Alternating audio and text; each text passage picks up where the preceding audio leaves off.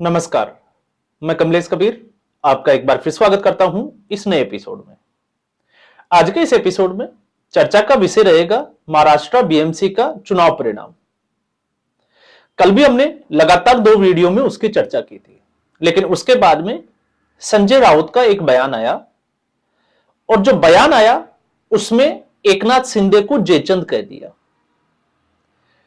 तो हम इस जयचंद को खोजने का भी प्रयास करेंगे कि आखिर महाराष्ट्र में जयचंद है कौन।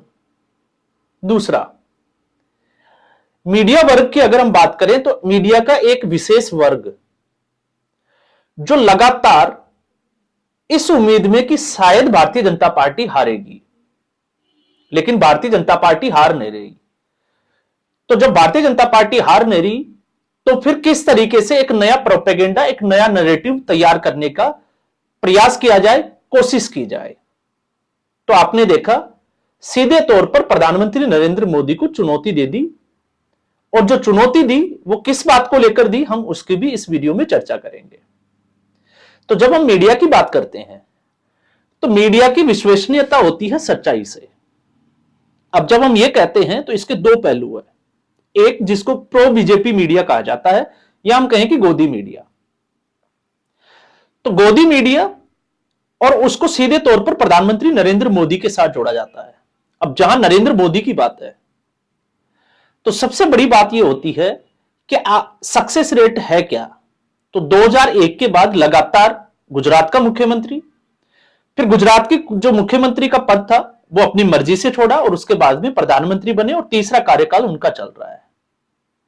और आप उसकी तुलना करने लग जाते हो राहुल गांधी के साथ।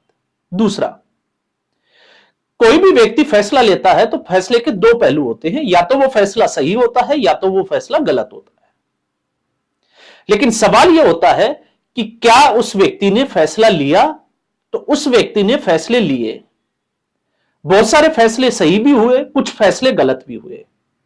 और जो फैसले गलत थे, जैसे नोटबंदी का जो फैसला लिया गया था, तो धुरंधर फिल्म जो मूवी आई है उससे पहले तक अगर हम उसको सोचकर देखें तो हम भी यही कहते थे कि वो फैसला गलत हुआ, जो होना चाहिए था, क्योंकि बैंक के कर्मचारियों ने, बहुत सारे नेताओं ने गड़बड़ की और वो साफ तौर से दिखाई देती है। और आज भी अगर हम बात करें तो नरेंद्र मोदी की जो सरकार है उसमें सबसे बड़ी चुनौती है प्रशासनिक स्तर पर जो भ्रष्टाचार है उसको कैसे खत्म किया जाएगा।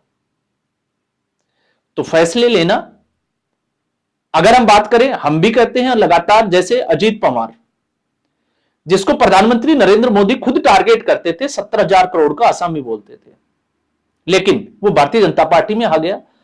तो ऐसी स्थिति में उसकी आलोचना होनी चाहिए, लेकिन आलोचना का एक तरीका होना चाहिए। अब दूसरी तरफ हम देखते हैं, दूसरी तरफ जो है वो लगातार राहुल गांधी, कांग्रेस पार्टी, विपक्ष एक के बाद एक चुनाव हारता जा रहा है, लेकिन फिर भी वो एक नया प्रोपेगेंडा सेट करने से बाज नहीं आते हैं। उसके पीछे की कहानी है, अगर आपको समझना है तो सिर्फ और सिर्फ आपको इससे समझ में आएगी कि इस देश में सत्ता पक्ष के साथ कितने लोग हैं और विपक्ष के साथ कितने लोग हैं। तो अगर आप 50% के आसपास जो जनता है जो नरेंद्र मोदी के साथ खड़ी है, सत्ता पक्ष के साथ खड़ी है, तो उतना ही विपक्ष का भी एक मजबूत आधार है वोट बैंक का। वो डिवाइड हो जाता है, वो साथ नहीं आता, उसके बहुत सारे कारण होते हैं। लेकिन उस वोट बैंक को खुश करने के लिए उनके व्यूज बढ़ जाते हैं, उनके सब्सक्राइबर, वो मोटा पैसा कमा रहे हैं और उनको लगातार जो है वो वोटियां डालने का प्रयास कर रहे हैं, एक जिसको हम कहें कि झूठे नैरेटिव के साथ में। अब वो झूठा नैरेटिव क्या है?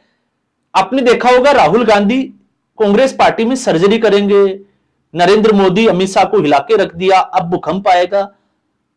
2 साल से ज्यादा समय हो गया होगा आप लोगों को ये बातें सुनते हुए। क्या कभी भूकंप आया? क्या कांग्रेस पार्टी ने कुछ संगठनात्मक या रचनात्मक कोई बदलाव किया कांग्रेस पार्टी के भीतर? नहीं। वो कांग्रेस पार्टी उसी डर्रे पर चल रही है जिस डर्रे पर वो चलती आई है। तो ऐसी स्थिति में अब जो नया नैरेटिव जो सेट किया जा रहा है वो किया जा रहा है कि भारत का अगला प्रधानमंत्री, और अगला जो प्रधानमंत्री है उसकी चुनौती नरेंद्र मोदी के साथ। तो एक तरीके से आप देखिए जिसका कोई आधार नहीं है, और कोई आधार इसलिए नहीं है क्योंकि एक तरीके से अगर हम देखें तो हर बार जब भी भारतीय जनता पार्टी जीतती है किसी क्षेत्रीय नेता के नेतृत्व में, तो उसको नरेंद्र मोदी को चुनौती माना जाता है। तो सच्चाई यह है कि नरेंद्र मोदी भी एक दिन बूढ़े होंगे और बूढ़े हो चुके हैं, और एक दिन उनको दुनिया छोड़कर जानी है तो प्रधानमंत्री पद भी छोड़ना पड़ेगा। और नरेंद्र मोदी की उम्र के हिसाब से मान लेते हैं कि 2029 के बाद वो एक बार और प्रधानमंत्री बन सकते हैं, तो फिर 2034 में कौन बनेगा? तब तो भारतीय जनता पार्टी को एक नया चेहरा चाहिए होगा, और जब नया चेहरा होगा तो कोई ना कोई भारतीय जनता पार्टी का ऐसा ही लीडर आएगा जो भारतीय जनता पार्टी को आगे बढ़ा सके। तो उसमें चुनौती कहां हुई? आज तक तो 15 साल में कुछ बदला नहीं कि योगी आदित्यनाथ मुख्यमंत्री बन गए और योगी आदित्यनाथ ने चुनौती दे दी, इसलिए योगी आदित्यनाथ को कमजोर करने की कोशिश कर रहे हैं नरेंद्र मोदी और अमित शाह। यह आपने सुना होगा लोकसभा चुनाव से पहले। लेकिन हुआ क्या? इसके जस्ट उल्टा। तो अभी महाराष्ट्र में इसमें कतई कोई जो है वो बुराई नहीं है कि नरेंद्र मोदी के बाद कौन है, इसका डिस्कस होना चाहिए, समय समय पर होता रहना चाहिए, लेकिन इस हद तक भी नहीं होना चाहिए कि आप सिर्फ और सिर्फ अपनी जो मानसिकता है, अपनी कुंठा जो है उसको निकालने का प्रयास करें। तो देवेंद्र फडणवीस अगर भारतीय जनता पार्टी के प्रधानमंत्री बनते हैं तो इसमें बुराई क्या है? क्षेत्रीय नेता है, आधार है, विपक्ष में भी रह चुके हैं, मुख्यमंत्री के बाद वो उप मुख्यमंत्री भी रह चुके हैं, एक छोटे पद पर भी काम कर चुके हैं। और जहां हम बात करें, जिस महाराष्ट्र में लगातार यह कहा जाता था कि बड़े भैया की भूमिका में शिवसेना है और छोटे भैया की भूमिका में भारतीय जनता पार्टी, उस महाराष्ट्र में भारतीय जनता पार्टी को अकेले बहुमत की स्थिति तक लाने वाला एक अकेला व्यक्ति, जिसके खिलाफ महाविकास आघाड़ी खड़ी हुई, तमाम ताकतें जो है वो काम कर रही थी, लेकिन फिर भी उसने अपनी पार्टी को वापस जो है वो सत्ता में लेकर आया। तो इसमें बुराई क्या है? क्योंकि इस वक्त अगर आप देखोगे तो तुलना की जाती है हेमंता बिस्वा शर्मा से, योगी आदित्यनाथ से, तो योगी आदित्यनाथ की जो परिस्थितियां है, राजनीतिक परिस्थितियां उत्तर प्रदेश की, वो अलग है। आसाम में अगर हम देखते हैं हेमंता बिस्वा शर्मा, तो उनकी राजनीतिक परिस्थितियां अलग है। तो ये भारतीय जनता पार्टी के एक तरीके से हम कहें कि आज नहीं तो कल, 5 साल बाद ये फैसला तो लेना ही होगा। लेकिन इस फैसले के सहारे सिर्फ और सिर्फ उन लोगों को यह दिखाने का और उनके कानों को यह सुन के सुकून मिले कि हां, भारतीय जनता पार्टी में सब कुछ ठीक नहीं चल रहा, सिर्फ और सिर्फ ये एक अफवाह वर्ग। और दूसरा, जब हम बात करते हैं संजय राउत की, तो संजय राउत ने कहा जयचंद और वो है एकनाथ शिंदे। तो जब शिवसेना टूटी, और क्यों टूटी, उसके पीछे जयचंद की कहानी नहीं, उसके पीछे कहानी आती है शकुनी की। और शकुनी कौन था? संजय राउत। संजय राउत की महत्वाकांक्षा, क्योंकि एकनाथ शिंदे जैसे नेताओं की उपस्थिति में संजय राउत बोना नजर आते थे और सामना के संपादक थे। तो उद्धव ठाकरे को एक तरीके से अपनी मुट्ठी में किया और मजबूर होकर एकनाथ शिंदे जैसे नेताओं को शिवसेना छोड़नी पड़ी। शिवसेना का सिंबल ले गए, धनुष्मान नाम ले गए, बाला साहब ठाकरे की विरासत ले गए।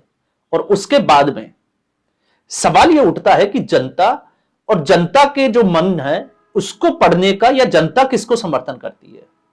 तो आज की स्थिति में महाराष्ट्र की राजनीति में अगर हम देखें तो महाराष्ट्र में मतदाता मराठी मानुस या मराठी अस्मिता को मानने वाले लोग जो बाला साहब ठाकरे की विरासत को आगे बढ़ाना चाहते हैं, वो समर्थन कर रहे हैं एकनाथ शिंदे का। तो एकनाथ शिंदे जयचंद कैसे हुआ? और जब जयचंदों की बात की जाती है तो जयचंद शुरुआत कहां से हुई?